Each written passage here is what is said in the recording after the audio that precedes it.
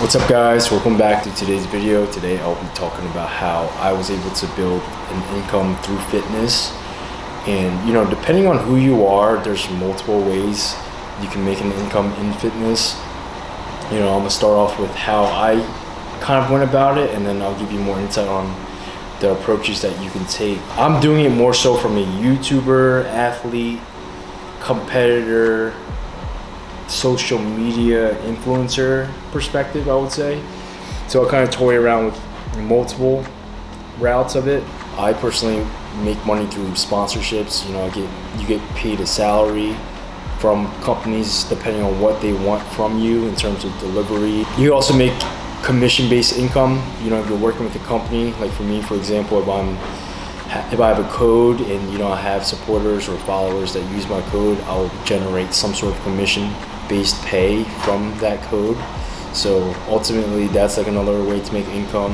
You can also start your own supplement line or clothing line. Fitness is a big industry, so there's so many ways you can create a business around it. It comes down to what your niche is, what your passion is, and what you actually enjoy doing. And me personally, I was able to develop my coaching business at a young age. I started around like 21, 22, and over the years I was able to scale it higher and higher.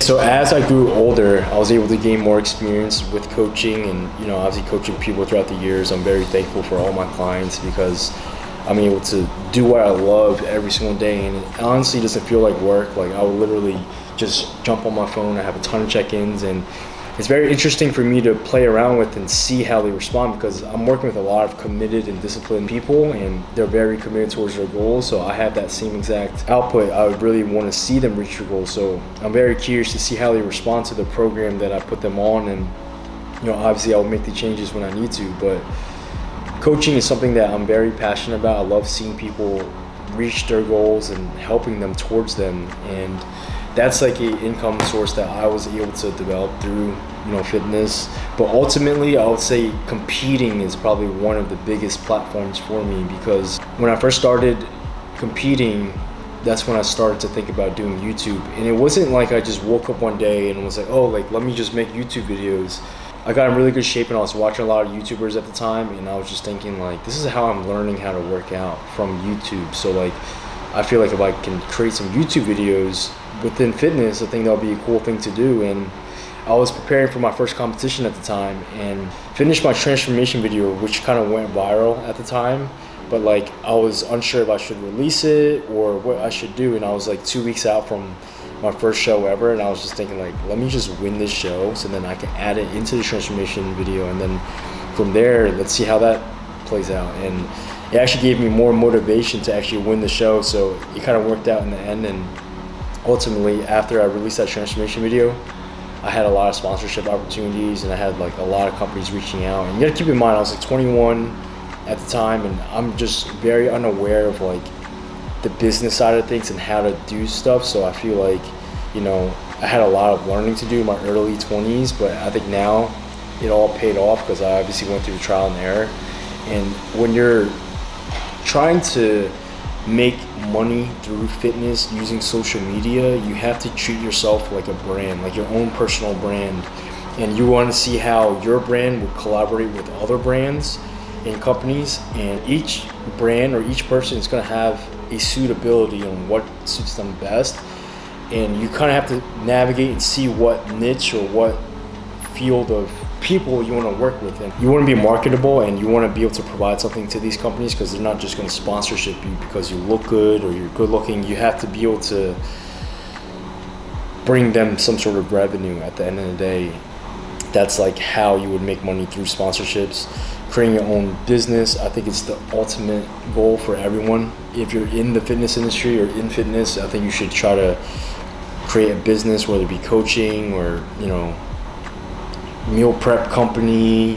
I work with Trifecta too as well, and that's another thing. I like to work with companies that I personally use and I personally believe in, and I've used Trifecta over the years for my competition preps, and I've won competitions using their meal prep service. So I like to do things a specific way. I think money is everything. I think you should try to see what you enjoy doing and see how it would suit your brand, and then from there If it's suitable, then you want to see if you guys can come to a common ground and try to do things the right way.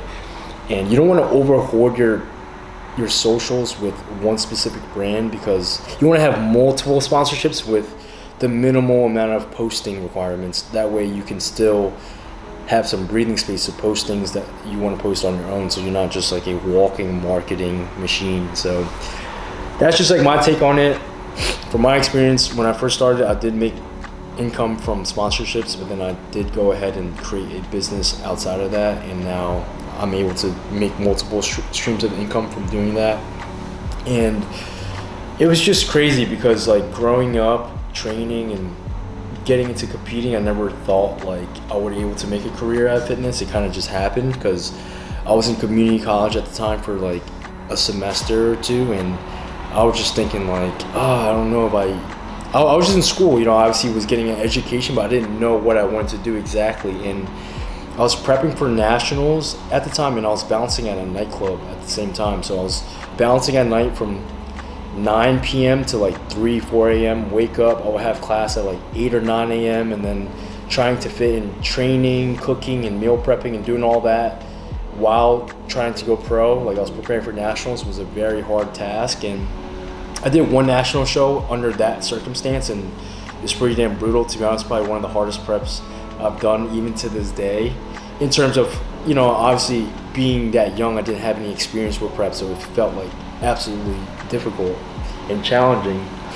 But I pretty much made the decision, like I'm just gonna try and put all my focus on going pro and seeing how that turns out. And I just knew like I had to create the YouTube video, so I think YouTube was a big role. And I really appreciate all of your support throughout the years, for you guys watching my content and supporting me, because that helps me so much when it comes to the business side of things or just branding myself. And I think the YouTube aspect played a major role, and I'm very thankful for all of you guys for watching all my videos and giving me the support.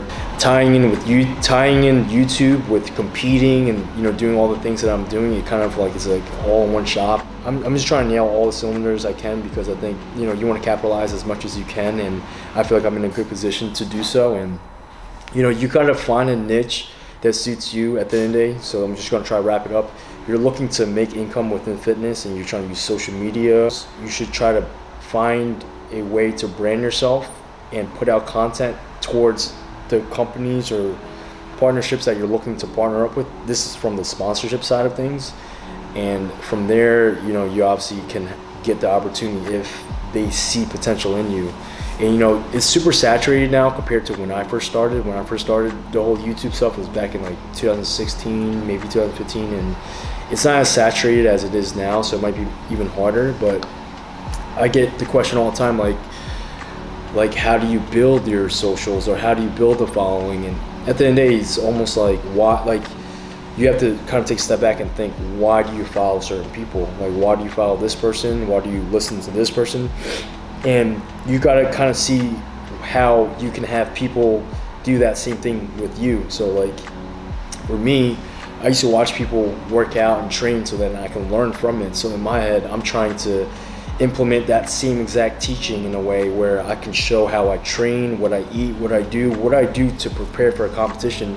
So then that way, if you're a competitor or you just find it entertaining to watch, like that crowd of people would watch me do what I do on YouTube. Or pretty much you share your story and your journey with the audience that may or may not be there, and that comes down to what you're putting out. And if it's interesting stuff and it's eye-catching and suitable for people to watch, then you would be able to take off. But I think I got pretty lucky, place and time. 2016, put out a YouTube video, went viral, and from there, being extremely introverted, I was like, shit, how am I gonna put out YouTube videos now? I can't really talk behind the camera, I can't really do all this stuff. But all that took time, and obviously I'm here now 6 years later, still making YouTube videos. So the first step is just starting, and then finding a plan on how you can execute to get to the goal. So at the end of the day, you gotta, like I said, treat yourself like a business and market yourself, and opportunities will come. So hope you guys learned something from this video.